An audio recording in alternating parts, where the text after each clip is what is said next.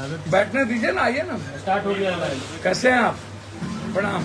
अरे क्या कर लियो यार, हमजा है क्या थाना में? हम तो थाना जिस दिन हम छोड़ाने गए थे।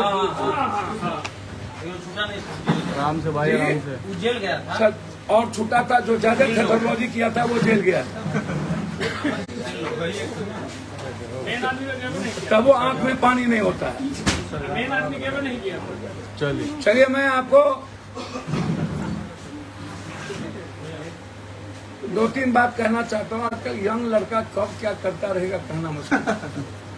फर्स्ट, नरेंद्र मोदी जी को एक नेक सलाह देना चाहता हूँ। भारत के प्रधानमंत्री से आम आदमी क्या चाहता है, क्योंकि जब वो परेशान हो गए, कांग्रेस मुक्त से नहीं कर पाए, 13 जगह बीजेपी से ज्यादा कांग्रेस की सरकार हो गई,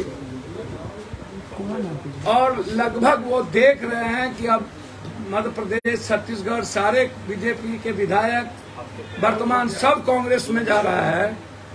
और इंडिया जिस ताकतवर तरीके से मजबूत हुआ, और पूरे देश का सर्वे है कि साउथ में 150 में 130-120 सीट कांग्रेस ले जाएगी। नॉर्थ की भी स्थिति यही है। महाराष्ट्र में तो देखिए, उद्धव ठाकरे जी, शरद पवार जी फिनिस्टे गुजरात, जो रहा सो होगा वो गडकरी जी फिनिश करेंगे। तो हम उनको एक नेक सलाह देते हैं कि आप 5 दिवसीय जो आपने बुलाया है, चाहे वो जिन कारणों से आपको परेशानी हो, अब मैं इतना जानता हूं कि आप इलेक्शन तो करवाने की आज के डेट में आपकी हिम्मत है नहीं। अटल जी ने भी यही गलती अटल जी से किसी ने करवा दी थी। इसलिए बीजेपी के पास कोई एजेंडा अभी है नहीं। अभी इन्होंने बहुत नफरत पैदा नहीं किया। अभी जहर घोलने में इनको राम मंदिर तक लगेगा। तो मुझको लगता है कि अभी कई जहर इनको घोलने हैं, नफरत पैदा करना है।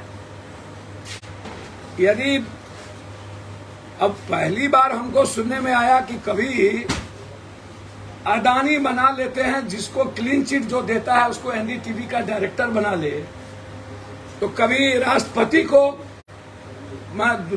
देश में डेमोक्रेसी का इतना हरास, संविधान का और मर्यादाओं का इतना हरास कभी वर्ल्ड के हिस्ट्री में किसी ने नहीं किया। तो मैं एक नेक सलाह देता हूं कि प्रधानमंत्री जी, 1 नेशन 1 इलेक्शन के बजाय 1 नेशन एंड 1 एजुकेशन सिस्टम को आप लागू कीजिए। यदि आप में जरा भी हिम्मत है, जरा भी आप में गैरत है, जरा भी आप में स्वाभिमान है, तो भारत के यूथ, भारत का छात्र, भारत की बेटी, भारत की बहन 1 नेशन एंड 1 हेल्थ चाहता है, 1 वर्क चाहता है। 1 नेशन 1 हेल्थ सिस्टम पर बात करिए, 1 एजुकेशन सिस्टम पर बात करिए, 1 नेशन एवरीवन एम्प्लॉयमेंट पर बात करिए, 1 नेशन एवरीवन एम्प्लॉयमेंट पर बात करिए। मैं आपको चुनौती देता हूं, आप आज 1 नेशन एवरीवन एम्प्लॉयमेंट पर बात करिए, 1 नेशन 1 सिस्टम हेल्थ पर बात करिए, एंड राइट ऑफ वर्क पर बात करिए। आपको दुनिया में किसी पत्थर, मस्जिद, गुरुद्वारा, हिंदू मियाँ करने की जरूरत नहीं पड़ेगी। आप इसको करिए। और हमारी पार्टी, मैं आपको कह रहा हूं, जिस दिन हमारी सरकार में हिस्सेदारी होगी, मैं किसी भी कीमत पर 1 नेशन 1 स्टेट एवरीवन एम्प्लॉयमेंट की बात करूं। मैं हर परिवार को नौकरी नहीं दे पाऊंगा तो मिनिमम 50 लाख रुपया के रोजगार की गारंटी, जिस समाज का जो वे है, निषाद का यदि माछ मारने का है, मल्लाह का, केवट का, धन का, तो हम उसको जाल से लेकर के उनकी सारी चीजों को सिक्योर करेंगे। हम उसको 50 लाख रुपया बिना ब्याज सूद के देंगे, और 1 साल का हम उसको समय देंगे, वो 50 लाख गवर्नमेंट को लौटा दें। मैक्सिमम 3 साल, मिनिमम 1 साल। मैं आपको कह रहा हूं, मैं चौराहा पर बैठ करके पैसा बांटूंगा गरीब को रोजगार के लिए, 50 लाख हर परिवार। मैं सीधा आपको बता रहा हूं। और इसीलिए मैं कह रहा हूं कि मैं बांटने की औकात बिना गवर्नमेंट के रखता हूं। तो जिस दिन गवर्नमेंट में आऊंगा, किसी को बिना रोजगार के नहीं रहने दूंगा। यदि ऐसा नहीं कर पाया तो आजीवन राजनीति से ही नहीं छोड़ दूंगा, कंप्लीट रूप से बिहार भी छोड़ दूंगा। आप हमसे एफिडेविट करा के ले लीजिए, कोर्ट में मैं एफिडेविट करा के देने को तैयार। इसलिए नफरत का कोई जगह नहीं है। चाहे वो सिविल कोड लाने की बात करे, सबको पता है आप क्या क्या करिएगा चुनाव के लिए, आपके पास कोई एजेंडा नहीं। दूसरी तरफ ये एक मुद्दा, दूसरी तरफ के पाठक जी को एक सलाह देना चाहते हैं। के पाठक साहब, एको हम द्वितीयो नास्ति, हम ही ईमानदार सब बेईमान। मैं मानता हूं कि पॉलिटिकल सिस्टम बेईमान है, सिस्टम बेईमान है। पॉलिटिशियन लगभग 90% लोग गलत तरीके से जाति उन्माद, हिंदू मुसलमान, पैसा के बदौलत चुनाव जीतते हैं। लेकिन आप ईमानदार हैं। ईमानदार का मतलब क्या होता है? संविधान और कानून के दायरे में काम करें। आप संविधान और कानून से ऊपर नहीं हैं। संविधान और कानून जो कहता है आपको उसके तहत काम करना चाहिए। पहला, आप निश्चित रूप से प्राइवेट कोचिंग पर अंकुश लगनी चाहिए। गवर्नमेंट की पॉलिसी इंप्लीमेंटेशन, उसकी इंप्लीमेंटेशन होनी चाहिए। लेकिन मैं आपसे पूछना चाहता हूं, बच्चे कोचिंग आधार बन गया है, आपके स्कूल कॉलेज में कोचिंग की कोई व्यवस्था है? लगभग 1200 स्टूडेंट पर एक प्रोफेसर है। आप जो प्रोफेसर को पढ़ाने के लिए बोल रहे हैं, वो पढ़ाने के लिए बैठे हुए हैं, लेकिन 1200 स्टूडेंट पर एक प्रोफेसर, ऊंट के मुंह में जीरा का फोरन किसको किसको पढ़ा? दूसरी चीज, एक कॉलेज में 18,000, कहा गए यूनिवर्सिटी अध्यक्ष कुणाल पांडे, एक कॉलेज में 18,000 एक कॉलेज में स्टूडेंट है, और 4,000 3,000 का भी इंफ्रास्ट्रक्चर नहीं है। 4,000 3,000 स्टूडेंट बाहर में रह करके, खड़े होकर के पढ़ते हैं, खड़े होकर। मैं जानना चाहता हूं, क्या आप बच्चे को मारना चाहते हैं? कौन दोषी है? एग्जाम के समय जबरदस्ती ठूस के आपने समस्तीपुर में एक गरीब बच्चे को मार दिया। समस्तीपुर में मौत हो गई है, कौन दोषी है? आप गवर्नमेंट के कैलेंडर से चलिएगा, क्या आप अपना कैलेंडर बनाइएगा छुट्टी का? गवर्नमेंट का कैलेंडर लागू हो, और गवर्नमेंट इस पर क्यों रोकती नहीं है इन्हें? आप टीचर को मेंटल टॉर्चर कीजिएगा तो वो पढ़ाएगा कैसे? 3 महीने से आप तनख्वाह रोके हुए हैं, क्यों पढ़ाता नहीं है? क्यों दे? तो पढ़ाता नहीं है तो बर्खास्त कर दीजिए, दूसरा रोजगार करेगा वो। आप काम भी लीजिएगा, उसको पैसे नहीं दीजिएगा, तो क्या उसकी बीवी बाल बच्चे मरे?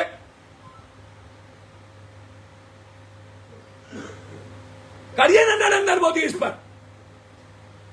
67% डॉक्टर नहीं है। पाठक जी, लैब नहीं है। कॉलेजों में 10,000 स्टूडेंट के लिए केवल मात्र 20 कमरे हैं, मात्र 20 कमरा। जबकि कम से कम सेक्शन वाइज बातें की जाए तो 90 कमरे की जरूरत है, सेक्शन वाइज। पूरे कमरे में पाठक जी जवाब दे दीजिए। सभी महाविद्यालय में स्पोर्ट्स एवं कल्चर की सुविधा नहीं है, जिससे बहुत बच्चे स्पोर्ट्स के क्षेत्र में आगे नहीं बढ़ पा रहे। 1-2 महाविद्यालय का छोड़कर लगभग किसी महाविद्यालय में हॉस्टल की सुविधा नहीं है, और जिसमें है उसका अनुपात बहुत कम है, जिसमें सभी छात्र महंगा जगह पर रेंट लेकर के रहता है। हम चैलेंज करते हैं आपको, आप स्टूडेंट बाहर ना रहे, इसके लिए हॉस्टल का निर्माण करिए, और एक सेक्शन में 90 बनाने की बात करिए। शिक्षा विभाग बिना इंफ्रास्ट्रक्चर के 75% उपस्थिति कैसे करवाएंगे? कैसे पढ़ेंगे और उसका विकास कैसे होगा? हमारे यूनिवर्सिटी अध्यक्ष यहां बैठे हैं, एक मारवाड़ी कॉलेज में 18,000 ना, कहाँ 12,000, 20 कमरा मात्र। जीडी कॉलेज बेगूसराय में 38,000 स्टूडेंट एक कॉलेज में। पाठक साहब, ये भी तो सस्ती लोकप्रियता की ओर क्यों भाग रहे हैं? बड़ी मछली को पकड़िए ना।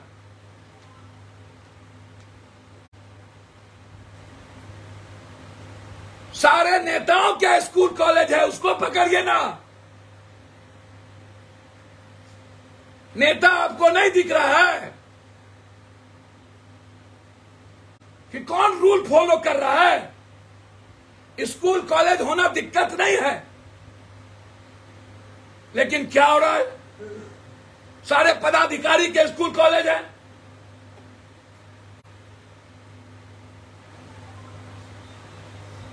कहावत है, वो उस नाम नहीं लेंगे, भैया से न जीती था भौजी के, वो बात नहीं करेंगे। वही हाल आपका है। आप अच्छा काम करिए। पप्पू यादव आपके साथ खड़ा है प्राइवेट कोचिंग के सवाल पर, लेकिन कोचिंग की शुरुआत किए बगैर नहीं। एक कोचिंग में, एक क्लास में 400 300 बच्चे को पढ़ाए जाते हैं खड़े होकर के। अरबों खरबों रुपया कमाया जाता है। कुकुर मुत्ते के तरह कोचिंग है, लेकिन अहंकार में नहीं, कानून में रह करके काम करिए।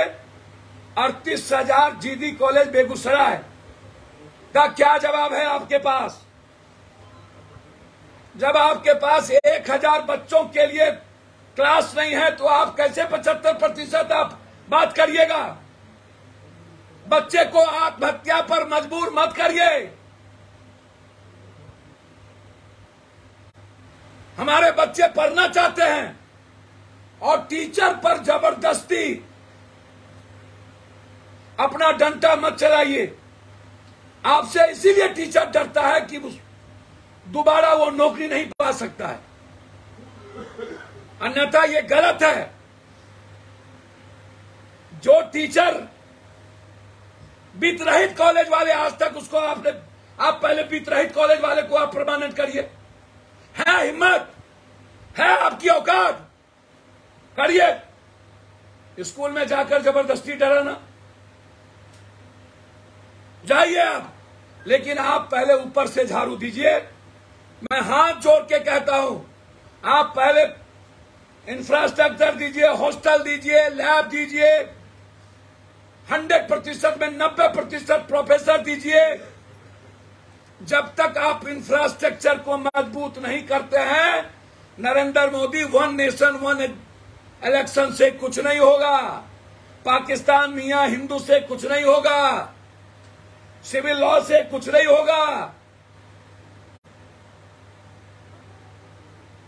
और यदि आपने बिना इंफ्रास्ट्रक्चर के स्टूडेंट पर आपने दबाव बनाया, तो पप्पू यादव आपके खिलाफ सड़कों पर होगा। धन्यवाद। के पाठक की मनमानी के खिलाफ मुख्यमंत्री आवाज क्यों नहीं उठाते?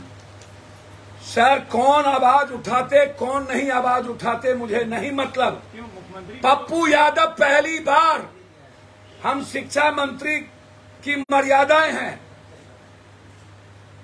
जिस तरीके से उन्होंने शिक्षा मंत्री को अपमानित किया है, ये बिल्कुल गलत है। ये अलग बात है कि शिक्षा मंत्री का क्या, उनके पीए का क्या, सब एक तरह नहीं होते हैं। मैं नहीं मानता कि शिक्षा मंत्री चोरी कर रहे होंगे। आप ईमानदार शिक्षा मंत्री चोर, ऐसा नहीं होगा। लेकिन जब इंस्टीट्यूशन हेड को आप अपमानित कीजिएगा, तो उस हेड की मर्यादा खत्म हो जाएगी। नीतीश कुमार खामोश क्यों है? नहीं, मुख्यमंत्री तो आज तारीफ किया है, कहा बहुत अच्छा काम कर रहे हैं। सर, मुख्यमंत्री जी सुपर है, मैं उन पर टिप्पणी नहीं करूंगा, लेकिन मुख्यमंत्री जी से मैं आग्रह करूंगा कि क्या ये सही है 38,000 बच्चों में 20 रूम, 1200-1500 एक सब्जेक्ट पर मात्र एक प्रोफेसर, कोई हॉस्टल नहीं। हमारा स्टूडेंट विंग, हॉस्टल के लिए, रूम रेंट के लिए, प्रोफेसर की बहाली के लिए,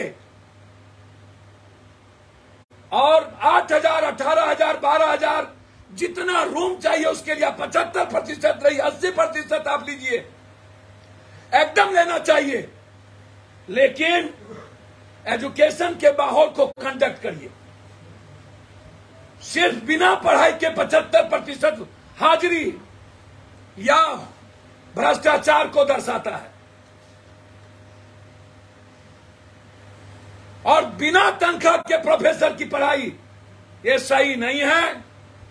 हम इसका विरोध करते हैं। मुख्यमंत्री जी अच्छे काम करें, के पाठक भी अच्छा काम करे, लेकिन इंस्टीट्यूशन को पैर के तले दबा करके दुनिया में कोई डिसिप्लिन फॉलो नहीं कर सकता। ये गलत है, और हम के पाठक जी के अच्छे चीजों को साथ देंगे, गलत चीजों का सड़क पर विरोध करेंगे। मुंबई में बैठक हो गई सर, सबने कहा चलिए। कि ईगो दूर करना होगा। पप्पू यादव को लालू यादव कांग्रेस क्यों नहीं ले रही है? और आपने तो कांग्रेस से मूल लड़ाई भी ले ली, तो कैसे सर आपको किसने कह दिया? आप अपने मियाँ मिट्ठू मत बनिए। प्रदेश अध्यक्ष के साथ आपका मेरा कोई किसी से झगड़ा, कोई लड़ाई नहीं है, कोई मतलब नहीं है। कांग्रेस मेरे खून में, सांस में। कांग्रेस को पता है कि पप्पू यादव कहाँ है। कांग्रेस को पता है कि पप्पू यादव हमारी आइडियोलॉजी के साथ लगातार राजनीतिक जीवन से आज तक है। आप पैदा नहीं हुए थे उसके पहले से हम कांग्रेस की आइडेंटिटी के साथ हैं। 14 में तो आप मोदी जी की तारीफ कर रहे थे सर, मोदी की तारीफ कभी नहीं किया। निकाल करके दिखा दो पत्र में सर, आपने नरेंद्र मोदी भाई आप दिखा दो जरा घोषणा पत्र में। सर आप दिखा दो सीधा। मैं अटल जी के अलावे किसी का नहीं किया हूं आज तक, समझ गए? आज तक यदि नरेंद्र मोदी की तारीफ हो ना, ले आना, या तो तुम बिहार छोड़ देना या तो मैं बिहार छोड़ दूंगा। राजस्थान में फिर घटना, मुंह का चाम है, चाम का मुंह है, कुछ मत बोल लीजिएगा। हम लालू नीतीश नहीं है और नरेंद्र मोदी। राजस्थान में फिर एक घटना हो गई सर, आदिवासी महिला को घुमाया जा रहा है, उस पर विवर्स बढ़ेगा तब आइएगा लेने हमसे, विवर्स बढ़ाने मत आइए। इस पर जवाब दे दीजिए जी। आदिवासी महिला के साथ जो राजस्थान में हुआ उसको भी निर्वस्त्र करके घुमाया गया। सर चाहे इसमें बेटी बेटी होती है, कोई आदिवासी रावण नहीं हो सकता, दलित नहीं हो सकता। बेटी को मणिपुर में घुमाया गया, वो भी बेटी थी, और राजस्थान में घुमाया गया तो वो भी बेटी है। बेटी में ना आदिवासी होगा, ना बेटी में जात होगा, ना बेटी में धर्म होगा। ये पत्रकार ही कर सकते हैं। पप्पू यादव से ये उम्मीद मत करिए। बेटी की लड़ाई पप्पू यादव अपनी बेटी से बढ़ के लड़ता है, लड़ेगा। ये गलत है। जिस किसी ने जहां कहीं भी, अब क्यों नहीं, मुजफ्फरपुर में कुछ नहीं, हमारा जनाधार है, हम जात वाले है ये नहीं है। हाँ, मेरा क्षेत्र है, क्षेत्र में हम किसी पर भारी है, ये मैं आपको आगाह कर दूं। मेरा कोई जात नहीं है, लेकिन क्षेत्र में किसी पर भारी रहेंगे। मिथिला की जनता और पप्पू यादव कोसी सीमांचल की जनता से माँ बेटा और बाप बेटा वैल्यू नहीं मिल रहा, राजनीतिक वैल्यू। मैं कुछ नहीं जानता हूँ। सभी लोगों को दूसरे जाति को गाली देना, दूसरे धर्म को गाली देना रोकना पड़ेगा। ये स्टैंड इंडिया, यदि इंडिया बीजेपी के खिलाफ है तो बीजेपी के तरह कोई आदमी बात करके आप एक अच्छा देश नहीं बना सकते हैं, चाहे ओबीसी हो या चाहे रावण जी हो।